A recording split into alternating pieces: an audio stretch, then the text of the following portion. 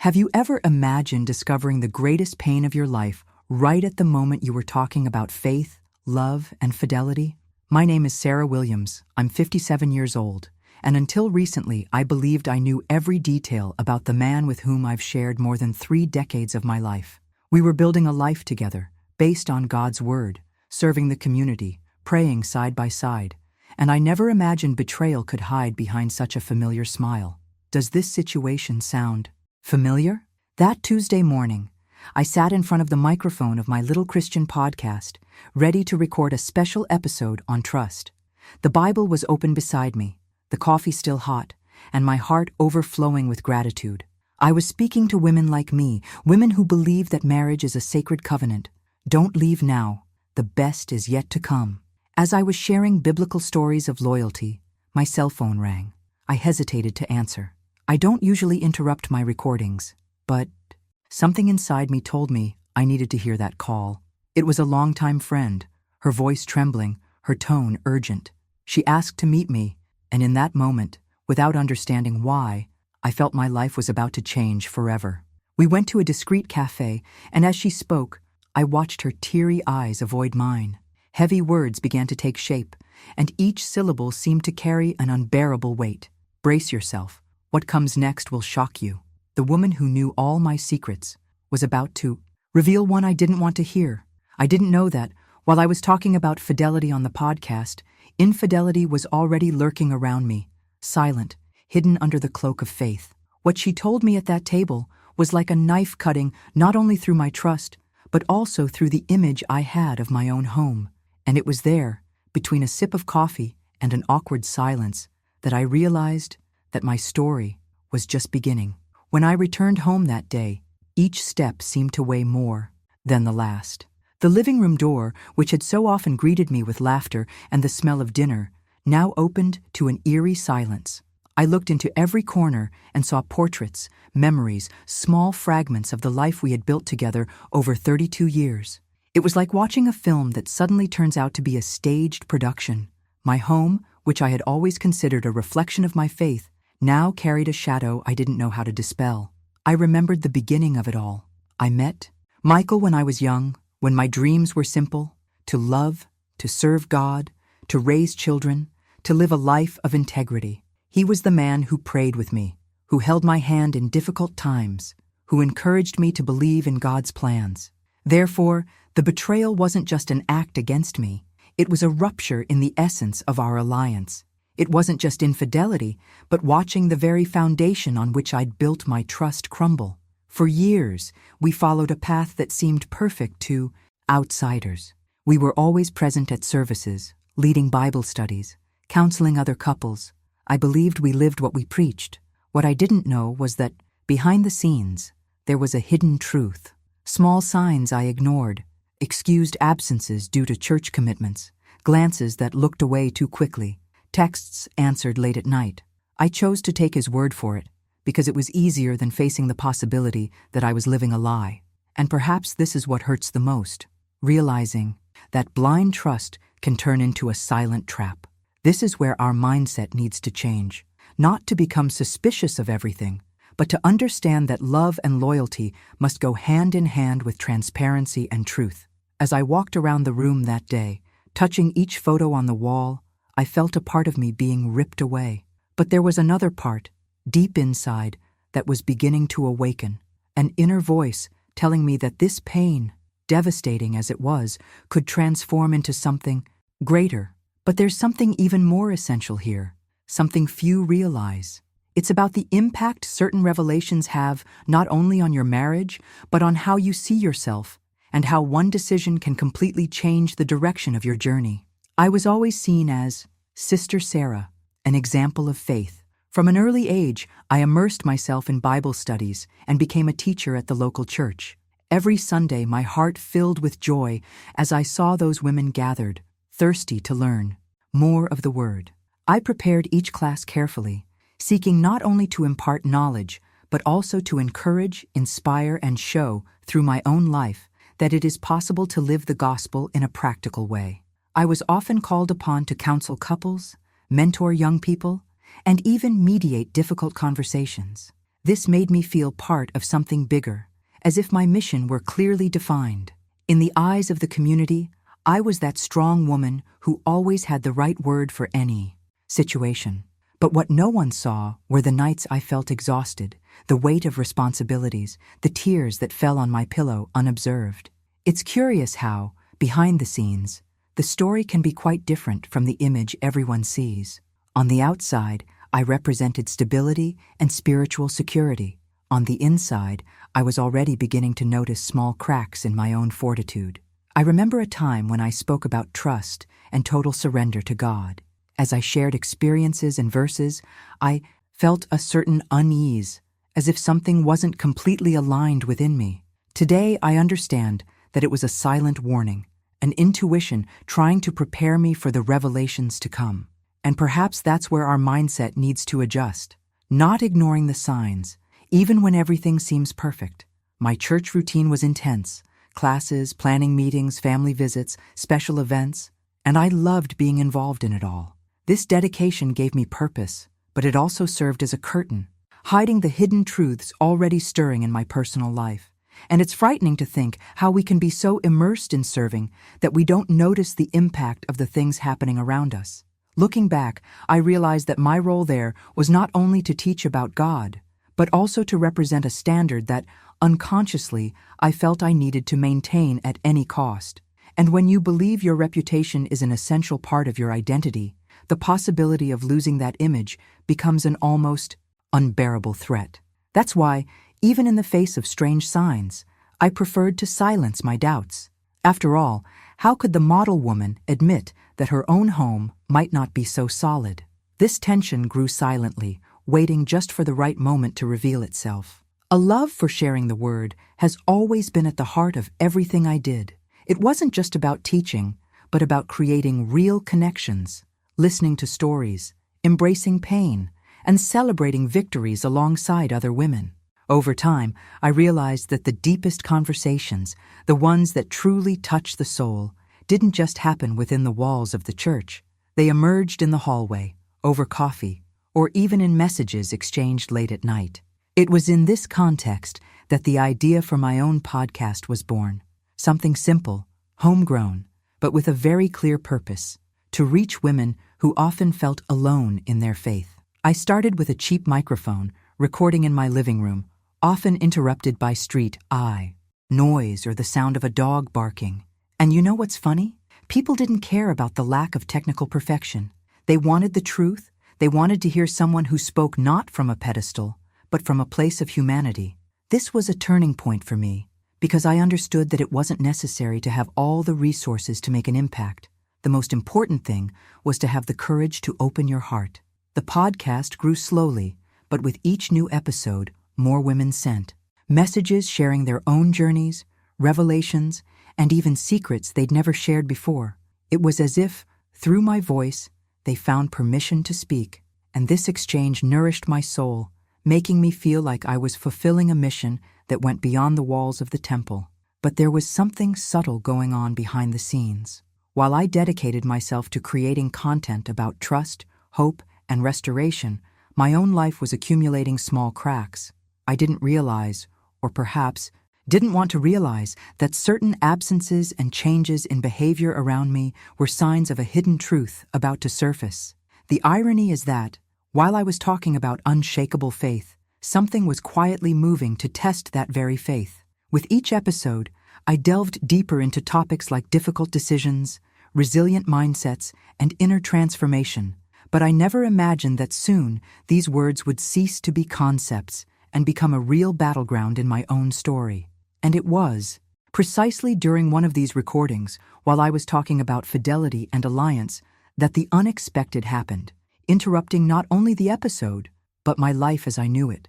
As I took a deep breath, trying to resume recording after that unexpected call, my mind could no longer focus on the words I had prepared.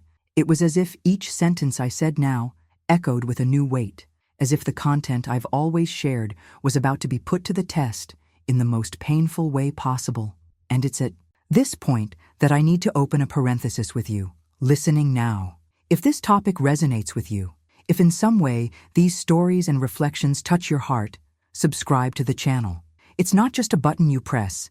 It's a way to keep this conversation alive, to allow more women who may be going through something similar to find comfort and strength. Your participation here is what makes this space grow and reach more people with this kind of content. And honestly, that's what gives me the strength to continue opening up about my life and bringing up topics that many people prefer to avoid. With this sense of heaviness and urgency, I turned off my microphone that day and stared into space for a few seconds, trying to understand what was about to happen. I didn't know it, but that moment would mark the beginning of a series of revelations that would completely reshape my journey. It was a Tuesday morning, the kind that starts out peaceful, with the sun streaming through the curtains and the aroma of coffee filling the house. I sat at the table where I always recorded, my Bible open and some notes scattered nearby. That day, the topic seemed to flow naturally. Faithfulness and trust in God. It was a topic I'd addressed before, but somehow I felt the need to return to it, as if there were something deeper to say. The microphone was on, the cup was still steaming, and my mind was completely focused on the words I wanted to deliver to the women accompanying me. As I spoke about the importance of maintaining a firm commitment to God, even in the midst of trials, I felt a mixture of peace and conviction. Biblical stories came to mind as if being whispered precisely, illustrating each point.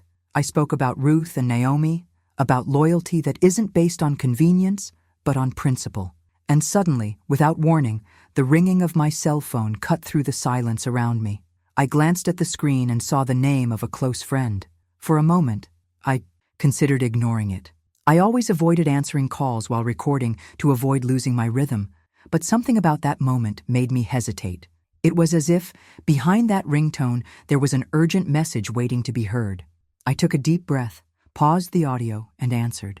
The voice on the other end was choked, almost trembling, and the tone carried a gravity that immediately caught my attention. She'd asked to meet me that morning, without explaining why.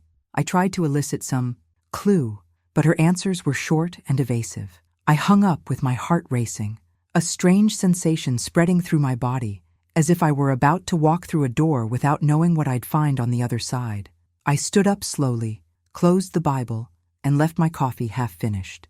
That recording, which until minutes before had seemed like a moment of inspiration and surrender, now hung in the air, incomplete, as if interrupted by something greater. An invisible weight weighed me down as I grabbed my keys and left the house, never imagining that what awaited me would change not only the course of my day, but also the entire trajectory of my journey. I left the house with steps faster than I realized, as if my body knew this morning would be unusual. The wind was chilly, but not enough to justify the shiver that crept up the back of my neck. On the way, my mind tried to find logical explanations for that call.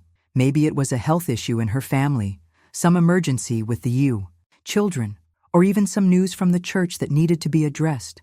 But deep down, there was something different, a weight I couldn't name. It was as if I were about to stumble upon a hidden truth, the kind that changes the course of an entire life. As I drove, my mind revisited the past few days, searching for any clue that might explain the urgency. The quick conversations in the hallways, her text messages that seemed more hesitant than usual, nothing made sense until then. And yet, the uneasiness didn't subside. I remember gripping the steering wheel tighter, feeling my heart race with every mile. I arrived at the cafe she'd recommended, a small, unassuming place smelling of freshly baked bread.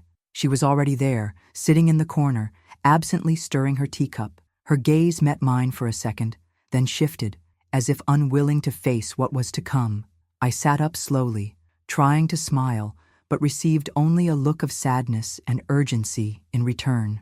The first words were almost a whisper. They didn't come out of nowhere, but they weren't direct enough for me to understand right away. It was as if she was trying to gauge the impact of what she was about to say. My breathing became heavier, and for a moment, the ambient noise of the cafe seemed to fade away. I knew that from then on, something in my mindset would have to change, because life was about to confront me with a decision I never thought I'd have to face. She took a deep breath, rested her hands on the table, and, looked me in the eye. In that moment, I knew this wasn't just news.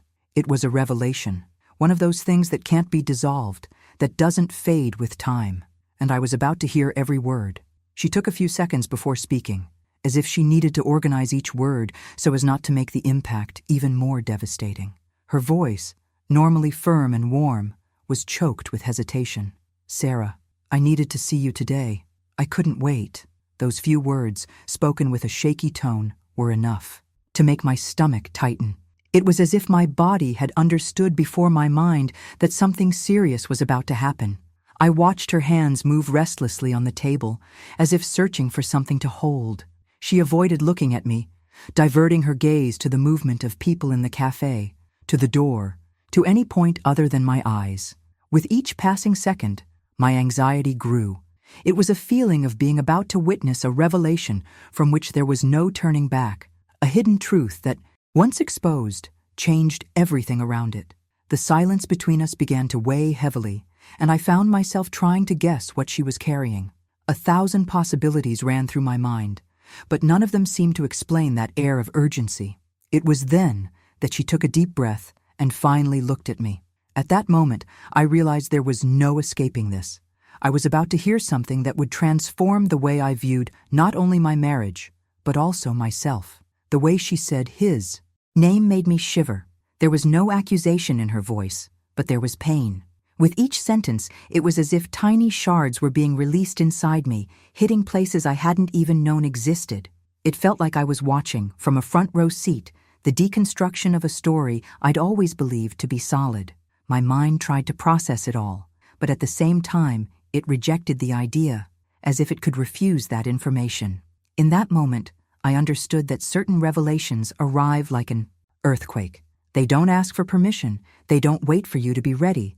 They simply shake every structure until they expose what lies beyond. And as much as a part of me wanted to cling to life as it was before that conversation, another part already knew that my journey was being pushed into uncharted territory, where each step would require new decisions and a completely different mindset. The aroma of freshly brewed coffee seemed more intense that day, as if every detail around me was trying to imprint that moment on my memory. We chose a table in the corner, away from the hubbub, where conversations mingled with the sound of cups being set down on saucers. She held the cup with both hands, as if she needed it to steady herself. When our eyes finally met, I saw they were teary, and in that instant, I understood this was no trivial conversation. There was an invisible weight between us, something she carried, and that somehow I already felt about to hit me. She tried to smile, but the gesture quickly faded, as if there was no room for pleasantries. The silence stretched on for a few seconds, and as much as I tried to find words to fill the void, I realized she was the one who needed to speak first. I leaned forward slightly, as if offering encouragement without pressure, but inside, my heart was already beating faster. It was like being on the verge of a revelation, capable of completely changing my perception of my own history. Her hands were shaking slightly. It was clear that what she was about to say wasn't an impulse, but something thought out, heavy and carried. There was no anger in her eyes, but there was pain. Pain for myself, perhaps, or for the very responsibility of being the bearer of news I never wanted to hear. I felt like every second before her final words was a silent rehearsal to prepare my mind and heart for the impact. As she took a deep breath, I felt as if time had slowed down. I saw the smallest details, the steam rising from her tea, the distant sound of silverware clanging, the soft light streaming through the window, all becoming part of a scene that would forever be etched in my memory. Deep down, I already knew I was at a fork in my path, one of those crossroads where, no matter the decision, nothing is ever the same again. It was then that she looked up again, and what I saw there was not just sadness, but also a silent plea for understanding. It was as if she were saying, without words, that there was no other way to tell me, that the truth had to come out, even if it left scars. And with a thin voice, she began to speak. The words tumbled out of her mouth as if each syllable were wrung out with effort, and yet the sound seemed to echo in the air, as if the entire room had bent so I could hear them clearly.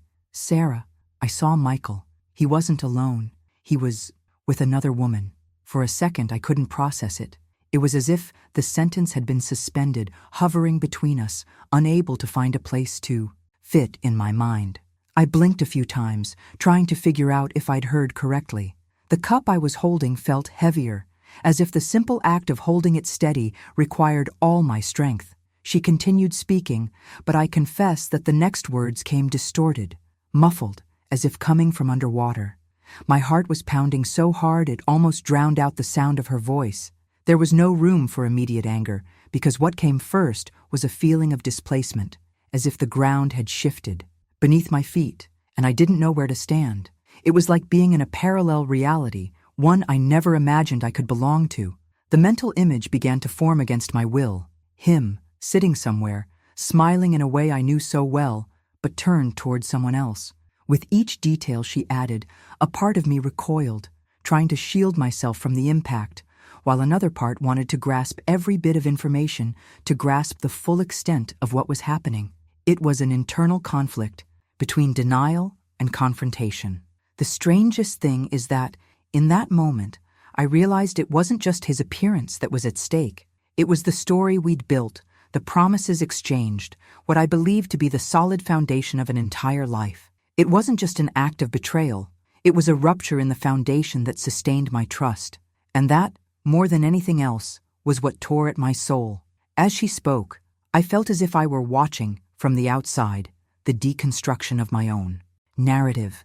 It was as if someone had ripped the pages out of my book and begun rewriting it without my permission. And yet, amidst that turmoil, a quiet voice began to form within me, almost imperceptible, but real. She said that, as much as this revelation had the power to tear me apart, it also carried the seed of a transformation I didn't yet fully understand. The first words out of my mouth were almost automatic, like a reflex trying to protect myself from what I'd just heard. No, it can't be. He's a man of God. I felt my own voice tremble, and I realized I wasn't just talking to her, but trying to convince myself. For so many years, I'd seen him preaching, counseling, praying for people, and I'd always associated his image with integrity and commitment to faith. The idea that he might be living a lie seemed incompatible with everything I believed. My heart wanted to grasp at any argument that would justify that accusation. I thought of misunderstandings, coincidences, misinterpretations. Maybe it had been an innocent encounter. Maybe it was someone who needed help. Maybe there was an explanation that would dispel the shadow that was beginning to spread within me. But at the same time, my friend's expression said something else. There was no doubt in her eyes, and that was somehow more disturbing than the news itself. As she described what she'd seen, I realized I was waging a silent battle between reason and emotion. Part of me wanted to interrupt, to tell her to stop, as if the absence of details could keep my life intact for a few more minutes. Another part wanted to know everything, every gesture, every word, every look, to be sure I wasn't being led into an incomplete narrative. It was as if my mind were trying to piece together a puzzle I didn't want to put together. My initial disbelief wasn't just about him, but about the entire belief system I'd built. If he, a man who presented himself as an example, was capable of living a behind-the-scenes life so different from what he preached, what else could be distorted in my worldview? This question, though silent, began to echo in the back of my mind, opening space for reflections I'd never allowed before. I felt torn between two realities, the one I knew and defended with all my might, and the one that was being presented before me, raw, uncomfortable, with no room for denial for long. And in that moment, I understood that, however painful, the truth has the power to demand swift decisions, because every second you try to run from it, the harder it becomes to face it head on. The rest of the day passed slowly, as if time had lost its momentum. Each minute seemed to stretch out, giving me space to imagine 1,000 versions of the conversation we would have. I knew I couldn't pretend nothing had happened.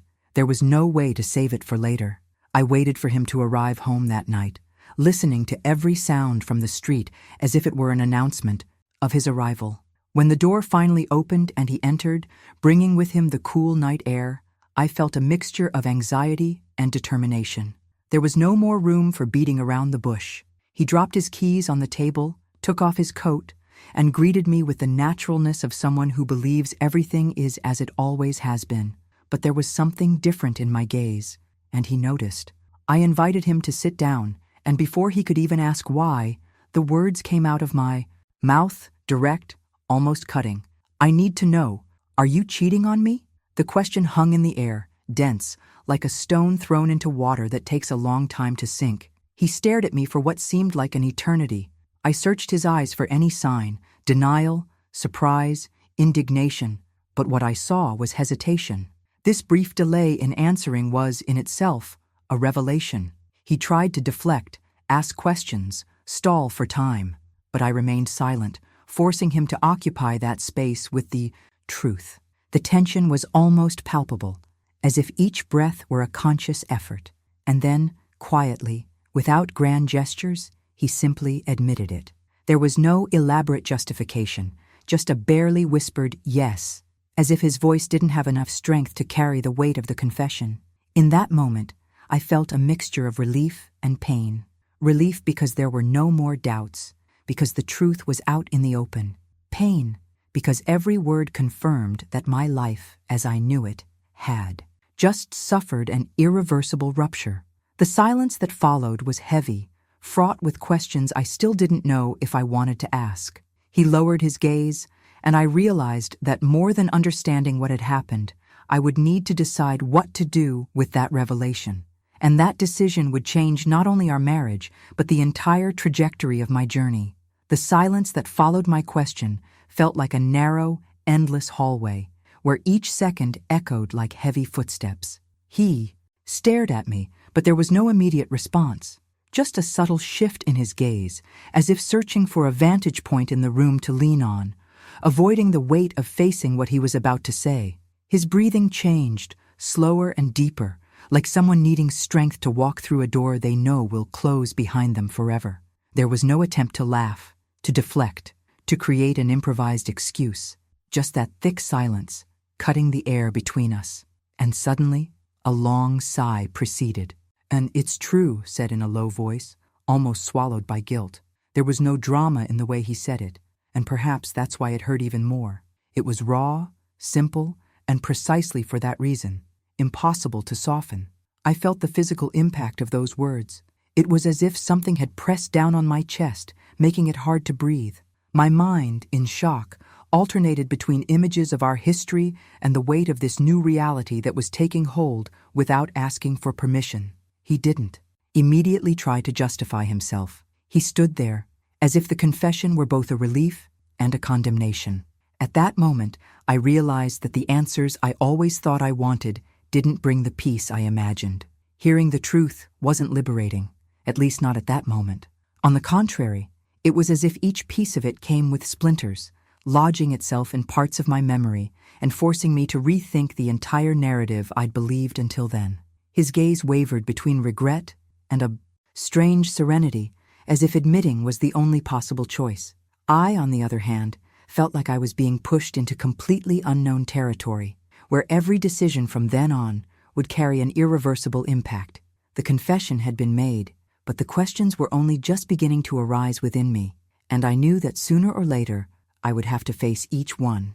As he sat across from me, the weight of his own confession lingering in the air, my mind began to weave together old scenes with the new reality I had just received. It was impossible not to remember Sunday mornings when he would take the pulpit with a firm, confident voice, preaching about love, loyalty, and commitment.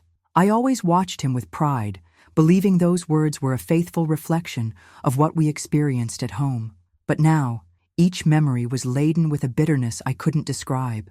It was like watching a movie you've always loved and discovering that the story behind the scenes was completely different from the one shown. The weight of hypocrisy wasn't just in the act itself, but in the contrast between his words and his actions. He spoke of unbreakable covenants, of the importance of keeping one's heart pure before God and others. He spoke of resisting temptation, of being an example for the community.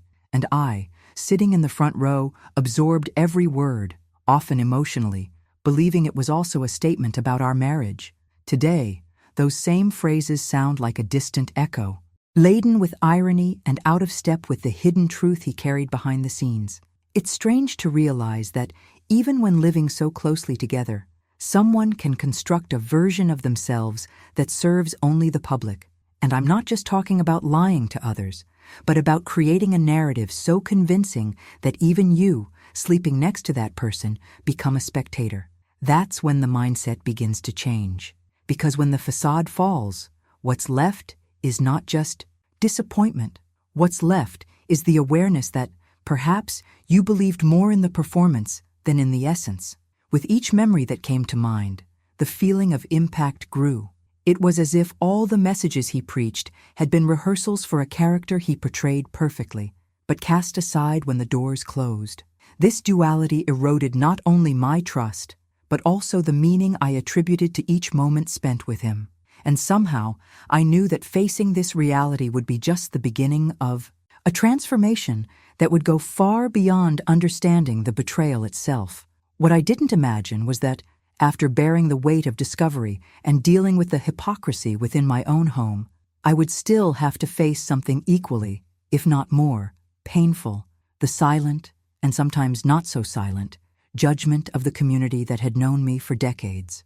Little by little, I noticed different looks in the church hallways, whispers that ceased as soon as I approached, expressions that mixed pity and distrust. It was as if, suddenly, I had become the center of a narrative that wasn't mine, but in which I had been cast as an unwanted protagonist.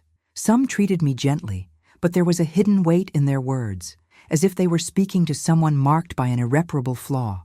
Others simply walked away, as if my presence were an uncomfortable reminder that even seemingly perfect stories can fall apart.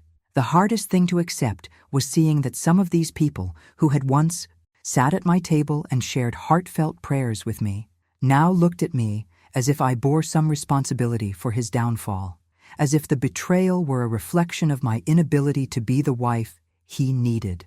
It's shocking to realize how, in certain environments, the victim can quickly be placed in the dock. I felt like my every move was being evaluated, my every reaction measured, as if I were being held accountable for something I didn't do. And this profoundly affected my mindset. I began to question not only my relationship with him, but also the very structure of a community that claims to be based on grace and restoration, but which, behind the scenes, can become a ruthless tribunal. Over time, I understood that people's judgment, however unfair, revealed something I needed to see: how willing we are to believe appearances and how much we prefer a comfortable story, even if it's not the truth. And somehow, that prepared me for the next challenge to come, not just dealing with the betrayal itself, but facing the silence imposed by those who should have supported me. Realizing that part of the community saw me as guilty was like being struck at a time when I was already too fragile to defend myself. And if you've ever been through something similar, you know that the pain comes not only from the act itself, but from the weight placed on your shoulders afterward. That's why, as I share this part of my journey, I want to make room for you to hear it too. If this topic resonates with you, leave a comment below with what touched you most or what this story awakens in your heart.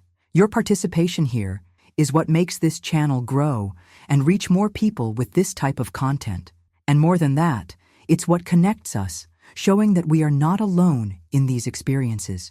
Because when we share our experiences, we create a network of strength that goes far beyond the screen. And this strength is essential to continue facing the next stages of this journey. What followed the community's silent judgment was even harder to swallow. I was already trying to find my feet amidst the emotional chaos when I was called into a conversation with some church leaders. I remember the closed-off room, the chairs lined up, the Bible open on the table, as if its very presence justified what I was about to hear. One of them began with a gentle, almost paternal tone, saying they were concerned about me and that this was a delicate time for everyone. But quickly, the words began to take another form, more cutting and direct.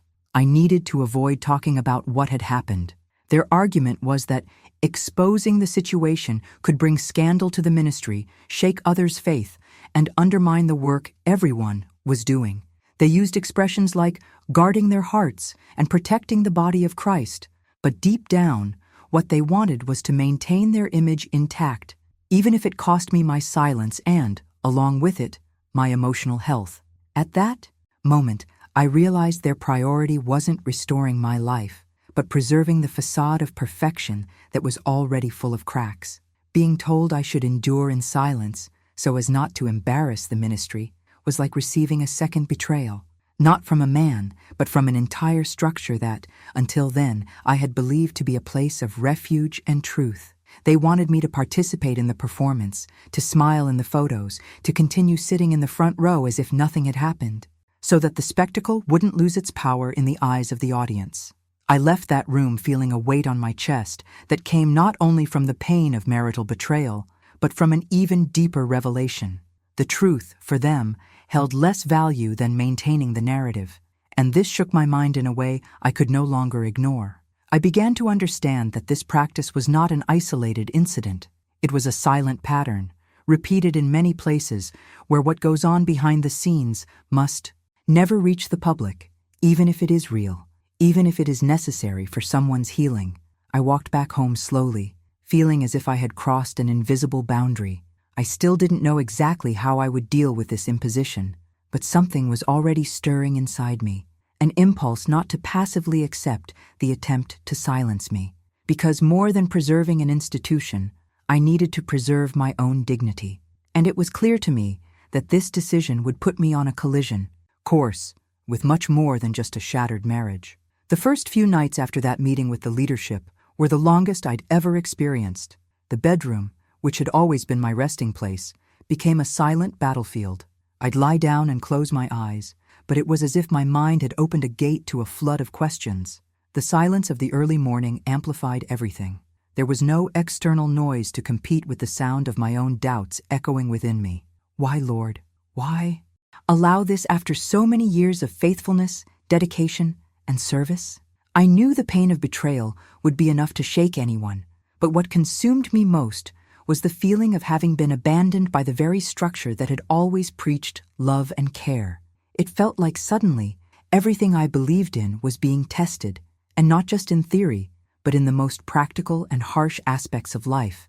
I spent hours lying in bed, staring at the ceiling, trying to make sense of something that had no logical explanation. There were times when I would start to pray, but the words would stop.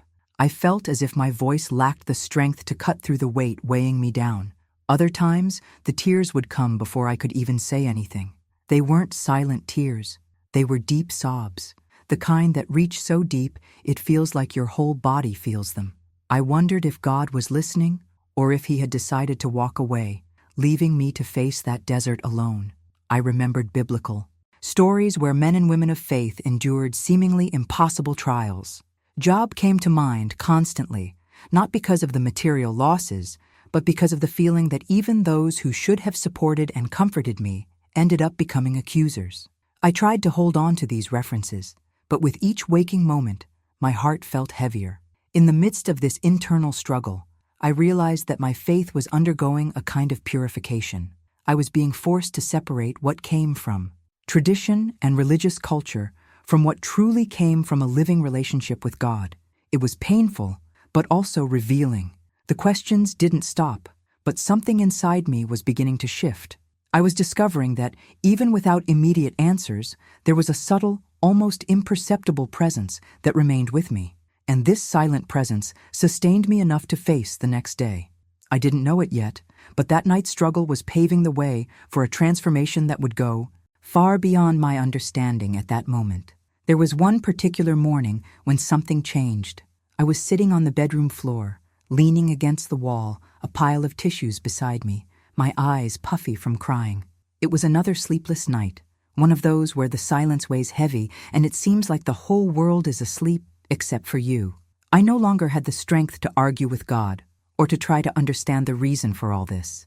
And it was at that moment, when the questions ceased and only a profound weariness remained, that I felt a different presence. It didn't come as an audible voice or a magical answer to all my questions, but as a gentle, almost imperceptible peace that began to fill that tight space where before there had been only pain. It was as if God were saying without words, "I'm still here." And this realization disarmed me in a way no human conversation or comfort had ever achieved. I understood almost palpably that he hadn't abandoned me. even when everything around me seemed to be crumbling, even when the very fabric of my life was crumbling. There was something deeper that remained intact.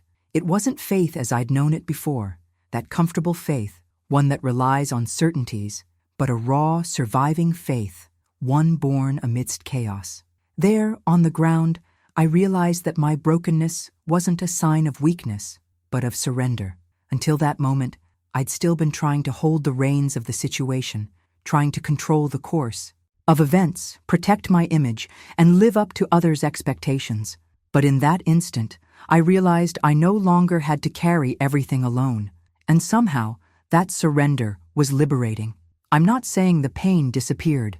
It was still there, throbbing in every memory and every injustice I had yet to face. But along with it was now a quiet certainty that I wasn't walking alone. And this awareness began to shift my mindset.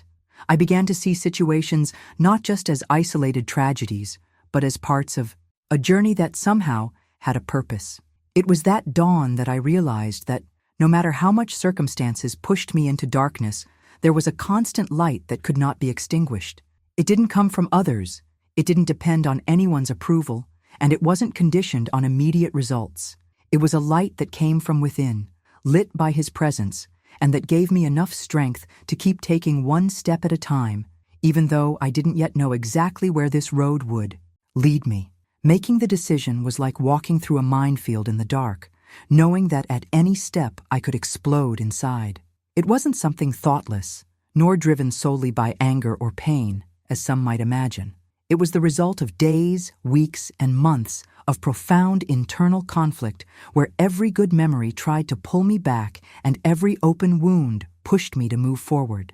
I knew that choosing divorce wouldn't just mean closing a chapter in my life, but also facing silent, or, in some cases, quite audible, judgment from people who would never understand what was happening behind the scenes. The guilt came like an unexpected weight, not because I believed I was doing something wrong, but because, in a way, I felt like I was failing to fulfill a promise I made before God and everyone.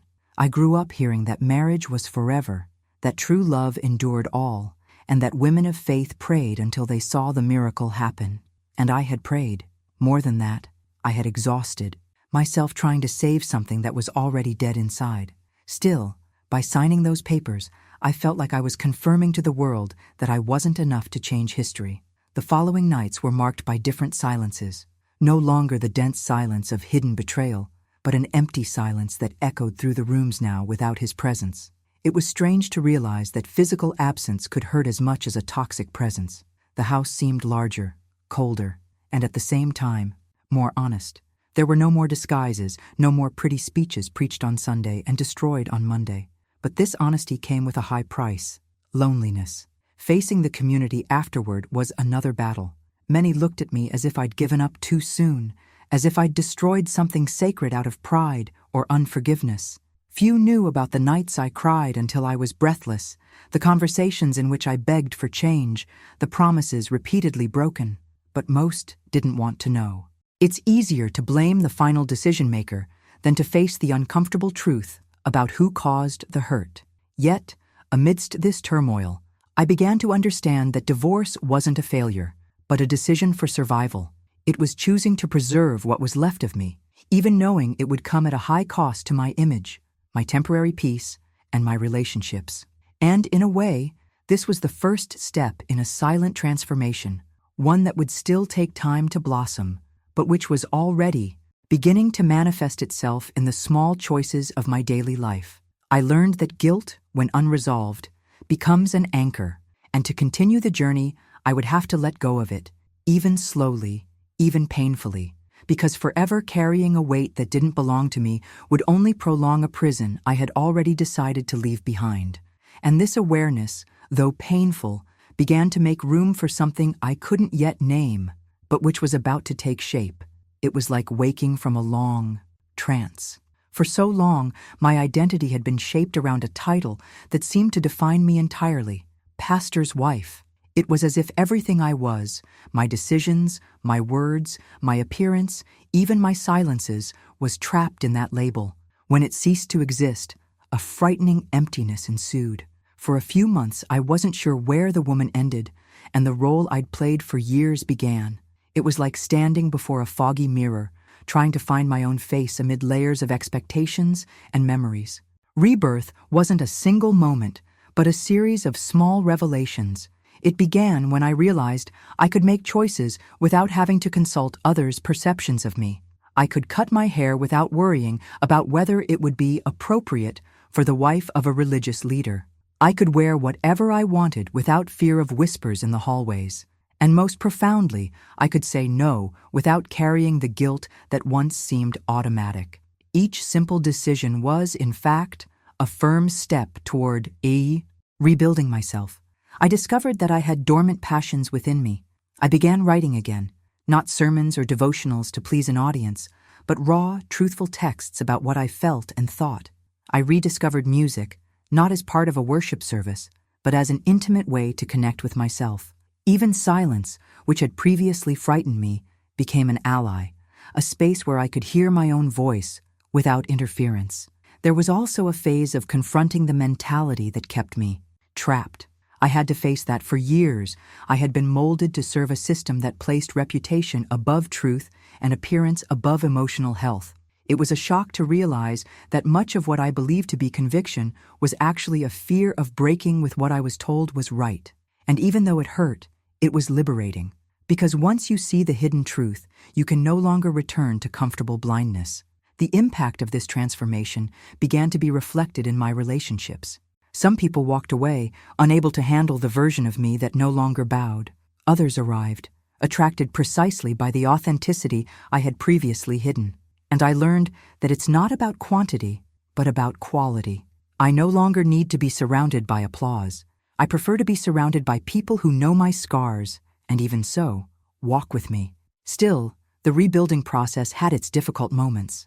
There were days when longing for what was, or what could have been, made me question whether I'd done the right thing. In those moments, I remembered that rebirth isn't a straight path. It's made up of advances and setbacks, of firm decisions and sudden doubts. But with each fall, I realized I got up faster, more aware, and less willing to return to what hurt me. This rediscovery of myself was like turning on lights in a room I hadn't known existed. Suddenly, there was room for new dreams, projects I hadn't even dared imagine before. And more than that, there was the certainty that my identity no longer needed to be tied to anyone but myself and God. I wasn't just the woman who survived a broken marriage. I was becoming the woman who chose to truly live.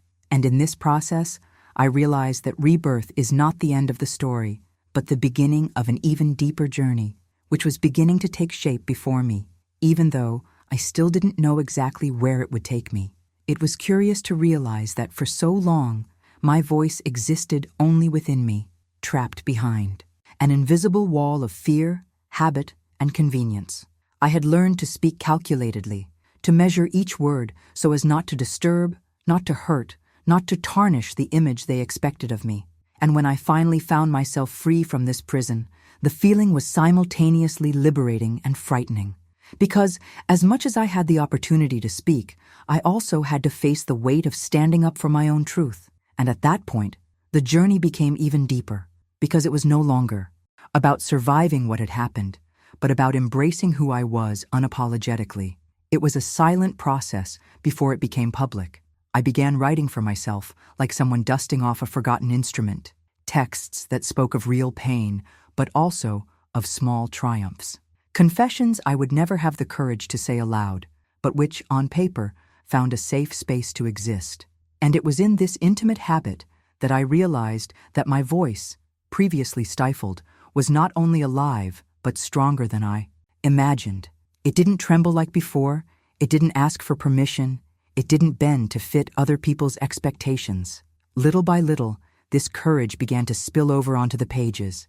In conversations with those close to me, I noticed I could no longer pretend to agree just to keep the peace. My mindset was changing.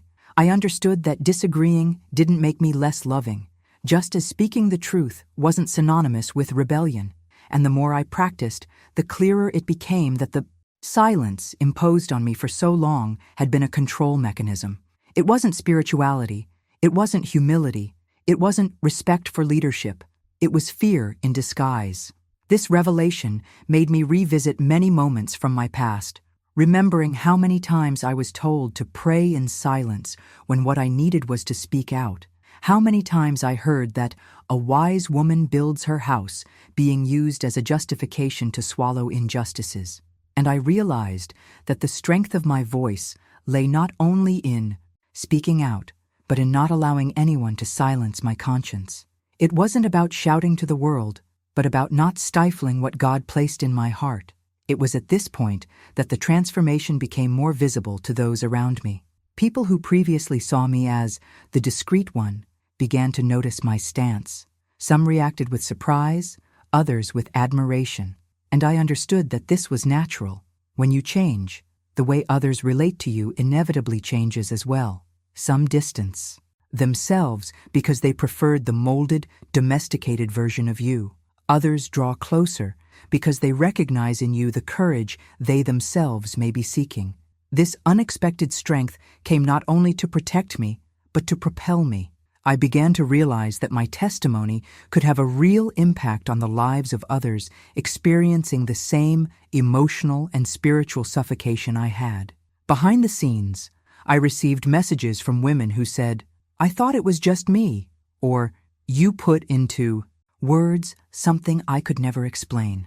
And this resonated with me because it reminded me that silence didn't just imprison me, it also isolated me from genuine connections that could have strengthened me before.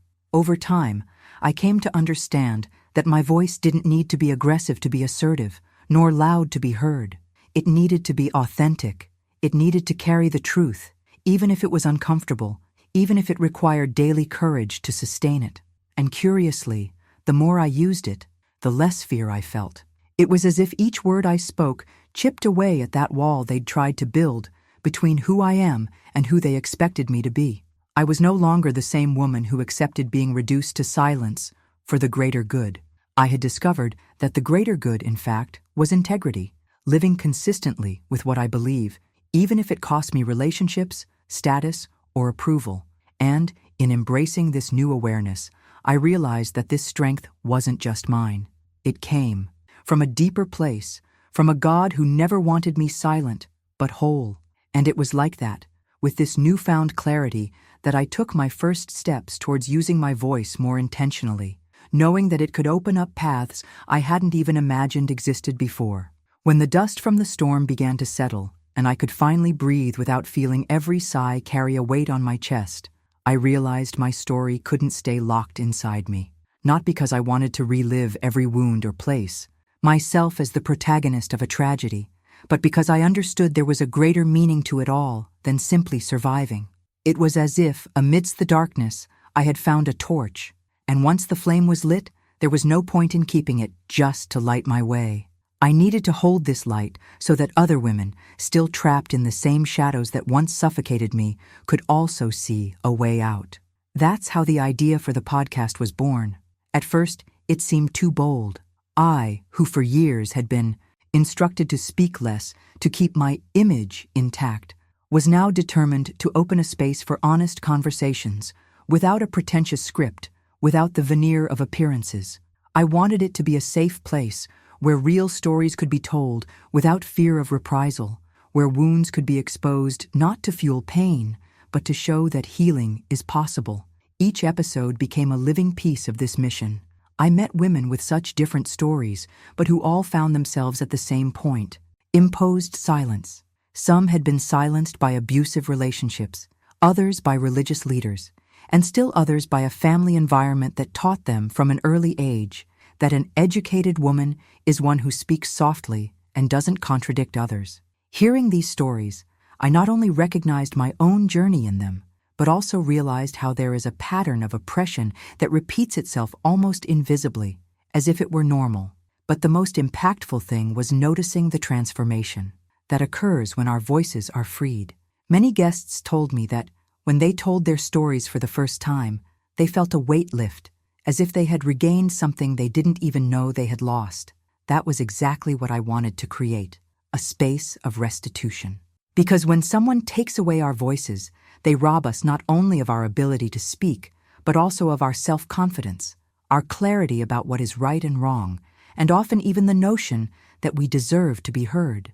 Over time, the podcast went from being just a platform for individual narratives to a channel for collective revelations. We discovered together that we are not alone, that there is strength in sharing, and that pain, when exposed to the light, loses some of the power it had in the shadows. In some episodes, we address topics that are still considered taboo but urgently need to be brought to the table, and that's precisely when I realized the importance of my mission.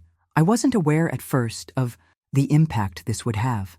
The messages I receive from women who say they found the courage to report abuse, ask for help, or simply start a difficult conversation at home are proof that nothing I experienced was in vain. There's a purpose in every scar, and it's fulfilled when we can transform trauma into a tool so someone else doesn't have to go through the same thing. Behind the scenes, I've also faced criticism and attempts to silence me. Some people even tried to convince me that talking about certain topics was going too far, or that there was no need to expose so much. But for me, this is precisely the sign that I'm on the right path, because the truth, when it's uncomfortable, is usually the one that most needs to be told. And with each new episode, I remind myself that I'm not just doing this for the women who have already found their voice, but especially for those who don't yet know they have one. Those who, at this very moment, are living in the same kind of suffocating silence that once engulfed me. The mission was born from my pain, but it doesn't end with me. It expands with each story told, with each tear shared, with each moment we realize that vulnerability isn't weakness. It's in fact the first step toward a freedom no one can take away. And perhaps it's precisely this certainty that keeps me going, even when the weight of the stories I hear threatens to overwhelm me, because I know that, as difficult as it is to deal with certain truths, there's something infinitely more painful, pretending they don't exist. And that's why I keep carrying this torch, because I know there are still many dark paths waiting to be illuminated. Even though my story has gone through dark valleys and moments when I believed I no longer had the strength to carry on, today I can look back and see something that once seemed impossible. The faith I thought I'd lost wasn't dead, just wounded. It's like a plant hit by a storm. The leaves may tear, the stem may fall, but the root, if firm, is still capable of generating new life. I've learned that faith isn't made up only of moments of praise and joy, but also of silence, tears, and nights when the only prayer we can muster is a weary sigh. And it's precisely in these moments that God, silently and unexpectedly, begins to restore what seemed impossible to rebuild. The hidden truth we're often left unsaid is that the journey of faith doesn't shield us from deep pain, loss, or injustice.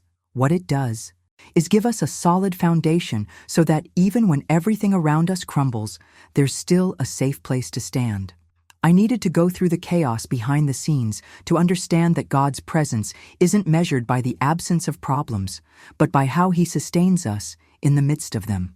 And this revelation completely changed my mindset, from trying to control everything to simply trusting, even without understanding. If you're experiencing something similar, remember, your faith can be wounded, but it can't be destroyed. Wounds heal, and over time, they become scars that not only tell the story of what you've been through, but also reveal strength you never knew you had. You don't need to have all the answers right now. Sometimes the most important step isn't understanding the why, but deciding that, despite everything, you'll keep walking. If this story resonated with you, leave a comment, share it with another woman who needs to hear it, and subscribe so you don't miss more. Stories that strengthen faith and hearts. Because deep down, that's how we continue, uniting our voices, adding our stories, and allowing each one to be a spark capable of rekindling hope in someone. And when that happens, the journey takes on new meaning, and what once seemed like an end begins to reveal itself as